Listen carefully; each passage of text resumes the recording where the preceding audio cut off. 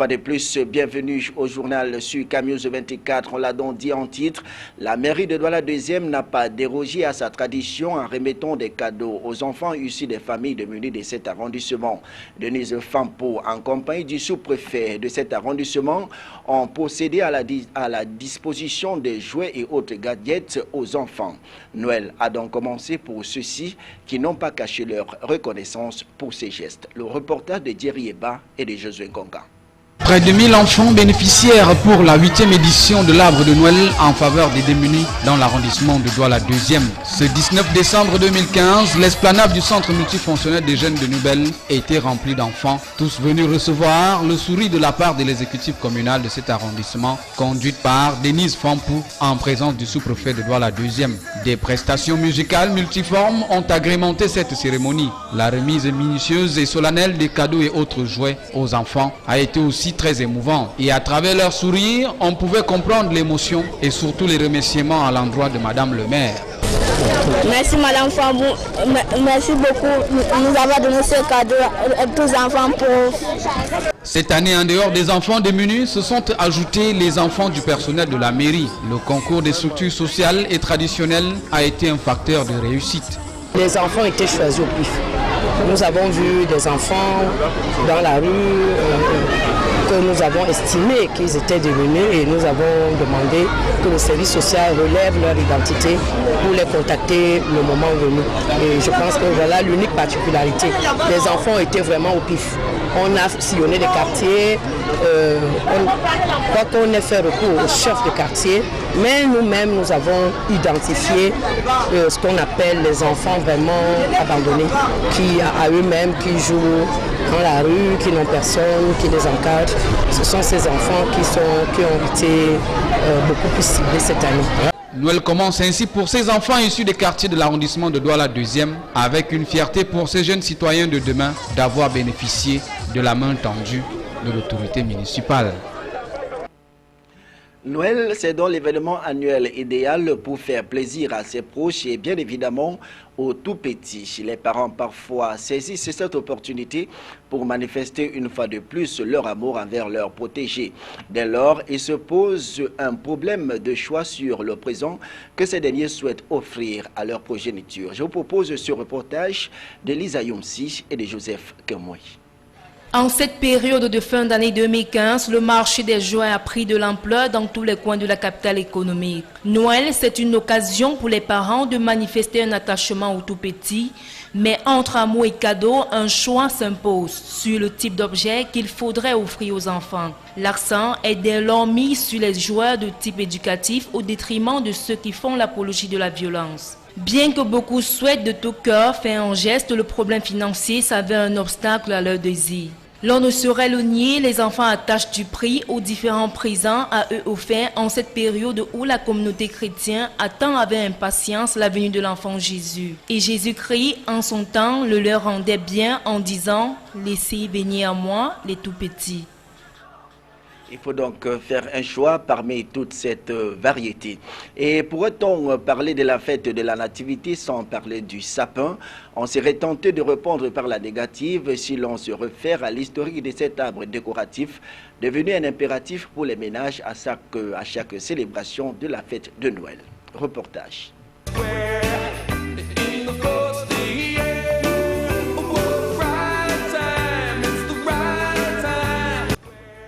Les premières traces du sapin de Noël datent du XVIIe siècle en Europe et en Alsace, où les maisons étaient décorées des branches des sapins 3 jours avant la veillée de Noël. Son existence n'est authentifiée qu'à partir de 1521 en Alsace et dans la région de Bâle, où il était aussi appelé arbre de Christ. Son usage a débuté à l'époque de la Réforme, surtout chez les protestants, qui ne voulaient pas, comme les catholiques, représenter la nativité par une crèche. Progressivement, cette mode s'est répandue dans le monde et s'est perpétuée à travers des générations. À la veille de cette autre célébration de la fête de la nativité, la vente des sapins constitue l'activité principale de nombreux commerçants de la capitale économique, mais aussi un objet de décoration de choix pour les nombreux ménages. Sont difficiles, on essaie de faire avec on nous donne, vous voyez un peu. Noël, on ne peut pas s'en empêcher. Quand même que l'enfant voit la décoration. N'importe le prix, on n'a pas le choix et on reste avec. D'abord connu sous sa forme naturelle, ce dernier se voit de plus en plus être remplacé sur le marché par les sapins artificiels plus affectionnés dans les familles pour leur durabilité. Bien que les prix ne soient pas à la portée de toutes les bourses, se procurer un sapin à chaque fête de Noël est un impératif majeur pour de nombreux ménages.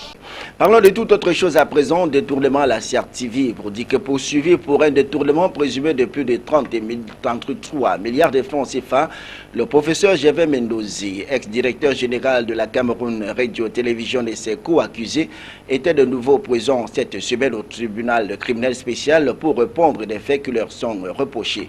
La cause a été renvoyée au 14 janvier 2016 pour audition des témoins de l'accusation. Le compte rendu d'audience, Salomon Fouiche et le récit de Donald Anouzoua. L'ancien directeur général de la CRTV, le professeur Gervais Mendozi, placé sous mandat de détention provisoire à la prison centrale de Yaoundé depuis le 12 novembre 2014, est apparu devant le prétoire du tribunal criminel spécial ce jeudi 17 décembre 2015. À l'exception de Samuel Marcel Andan, Méloné, Né Enam Patricia et Elisabeth Mongori, tous les trois en fuite, excepté également Évariste Togombezele, l'ancien trésorier payeur général de Yaoundé, et Alima Priso décédé. Les autres accusés étaient tous présents à la barre. Ils sont poursuivis pour un présumé détournement de deniers publics évalué à quelques 33 milliards de francs CFA au préjudice de la CRTV. C'est du moins ce que révèle le volet 1 de ce volumineux dossier de procédure tel qu'énoncé sur le babillard du TCS. Le fait majeur de l'audience de ce jeudi, consacré à la communication des listes des témoins des parties, aura été l'absence de l'un des principaux accusés. Il s'agit de Polycarpe Abba, malade de l'avis de ses conseils. La cause a été renvoyée au 14 janvier 2016 pour démarrage des auditions des témoins de l'accusation. Quelques minutes plus tard, le décor va changer avec l'arrivée dans la même salle d'une autre collégialité pour connaître l'affaire qui oppose le ministère public et l'État du Cameroun à Jean-Marie Atanga Namebara et Feu Jérôme Mendouga relativement à l'achat avorté de l'avion présidentiel. L'unique accusé encore en vie, Jean-Marie Atanga Namebara, est lui aussi absent à l'audience pour des raisons de santé. La cause a été renvoyée au 14 février 2016. La troisième et dernière audience programmée pour ce jeudi au tribunal criminel spécial aura été l'affaire opposant le ministère public, l'État du Cameroun et la liquidation de la caméra à Yves-Michel Fotso. L'accusé a également brillé par son absence à l'audience du jour. De l'avis de son avocat, Fotso Yves-Michel éprouverait quelques soucis de santé et serait interné à l'hôpital général de Yaoundé. Comme pour les autres cas, la cause a été renvoyée au 20 janvier 2016. Tournée du ministre des Postes et Télécommunications, performance et services après-vente prescrits à la direction générale de Camtel. Telles sont les recommandations de Minette Libomli Likeng, la ministre des Postes et Télécommunications, au top management de la Cameroun Telecommunication au terme de la toute première visite de prise de contact effectuée à la direction générale et dans les services techniques de l'entreprise de télécommunications. Donald Anouzoua. Des télécommunications spatiales ou par satellite de Zamingwe, l'une des étapes de la visite de travail entamée par les entreprises sous tutelle du ministère des Postes et Télécommunications, Minette Libom Likeng a pris le pouls du fonctionnement de cette plateforme de télécommunications au Cameroun. Cette mastodonte de plusieurs décennies enregistre et contrôle toutes les communications émises au Cameroun par le biais des opérateurs de téléphonie mobile. L'infrastructure, autrefois alimentée par des grosses cuvettes servant de satellite, s'est aujourd'hui connectée à la fibre optique, l'un des derniers outils de la technologie numérique. Au sortir de sa visite au centre des télécommunications spatiales de Zamingwe, la mine Postel a rappelé au top management le rôle qu'il doit jouer pour impulser le développement du secteur des télécoms et partant contribuer à la croissance du pays. Le chef de l'État attend que le secteur des télécommunications puisse véritablement jouer son rôle, celui d'impulser la croissance. Parce qu'il y a d'autres pays qui, eux, sans pétrole, sans or, sans arbres, se sont développés ont atteint un taux de croissance à 2 chiffres avec les télécommunications. C'est autour du diptyque mutualisation des efforts et collaboration entre l'administration et la hiérarchie que les nombreux défis qui s'annoncent, avec notamment la couverture des grandes compétitions sportives l'année prochaine, le déploiement de 11 000 km de linéaire de la fibre optique dans les prochaines semaines, seront atteints. Le ministre des Enseignements secondaires, quant à lui, était en visite cette semaine à Douala. Jean-Ernest Ngale Bibehe Massina est venu apprécier le nouveau bâtiment qui va abriter, qui servira dans des cadres au service de la délégation régionale des enseignements secondaires pour le littoral. Un bâtiment dont le coût total est évalué à 1 milliard de francs CFA. Reportage. C'est un bâtiment encore en construction qui a reçu la visite du ministre des Enseignements secondaires ce 17 décembre 2015 à Douala. Lancé en 2006, le chantier tarde encore à être achevé. Il démarre en 2006, rendu en 2011. C'est 6 lots, 6 phases qui sont exécutées. Mais en 2011, les travaux seront arrêtés pour suite à un problème de financement. Ils reprendront par la suite jusqu'en 2014. 2014, un arrêt des travaux suite à une défaillance de l'entreprise chargée de l'exécuter des travaux. Et l'entreprise ayant effectué les 6 premières phases, réalisé les 6 premières phases, reviendra pour parachever ses travaux.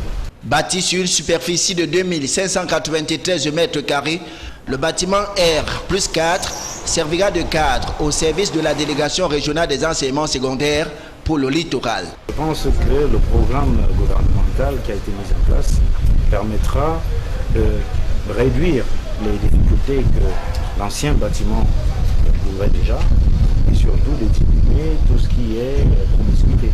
Je pense que le premier bâtiment, s'il veut être honnête, avait un certain nombre de problèmes déjà, dont celui de la promiscuité. Entièrement financé par le fonds du budget d'investissement public 2014, le coût du nouveau bâtiment est évalué à 1 milliard de francs CFA. En parcourant les locaux de cet édifice, Jean-Ernest Ngale Bibehe s'est dit satisfait de l'état d'avancement des travaux et garde l'espoir que le chantier sera livré dans les délais, c'est-à-dire d'ici fin 2015, début 2016. Extrême Nord, le gouvernement camerounais et les Nations Unies s'engagent à relever les défis sécuritaires et humanitaires des réfugiés nigérians du camp de Minawao. Une délégation composée de 8 ambassadeurs est allée dans ce camp évaluer les besoins humanitaires de ces victimes des atrocités de la nébuleuse Boko Haram. La délégation était conduite par le ministre camerounais de la Jeunesse et de l'Éducation civique, Mounouna Futsu. Le reportage de Célestin Tabouli.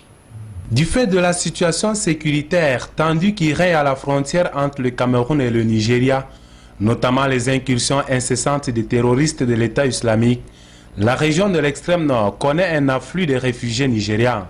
Plus de 52 000 enregistrés à ce jour sont installés dans le camp de fortune de Minawao. Une situation qui suscite sans doute des défis sécuritaires et humanitaires. Mais le gouvernement camerounais et les Nations Unies entendent accorder leur violon pour relever ces défis. Le ministre camerounais de la Jeunesse et de l'Éducation civique, Mounouna Futsu, vient de conduire une importante délégation d'ambassadeurs au camp des réfugiés de Minawao. Il s'agit de l'ambassadeur des États-Unis, du Canada, de l'Angleterre, de la Russie, de la France, de Chine, de l'Italie, de la République fédérale d'Allemagne et ainsi que la représentante résidente des Nations Unies au Cameroun.